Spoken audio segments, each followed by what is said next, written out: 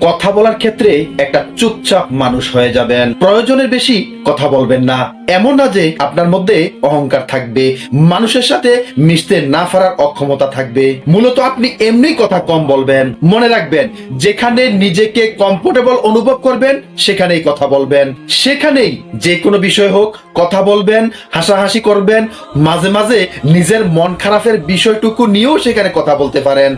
কিন্তু ওই কমফোর্টেবল জায়গাও যদি একবার নিজেকে গুরুত্ব হিসেবে দেখেন যে সেখানে আপনাকে গুরুত্ব দেওয়া হচ্ছে না, কোনো একটা সময় গুরুত্ব দিত, এখন আর দিচ্ছে না, এইরকমটা যদি সেখানে দেখেন, তাহলে যত দ্রুত সম্ভব সেখান থেকে ফিরে চলে আসুন। সেখান থেকে নিজেকে গুটিয়ে নিন। এমন বিষয়গুলো নিয়ে কখনো কাউকে অভিযোগ কিংবা কোন রকম দোষারোপ করবেন না। তাহলেই দেখবেন আপনি একজন নিরঙ্কুশ মানুষ হয়ে ফিরতে পারবেন এবং আল্লাহ তাআলা আপনাকে সকলের মাঝে প্রশংসিত মানুষ হিসেবে তৈরি করে দিবেন ইনশাআল্লাহ।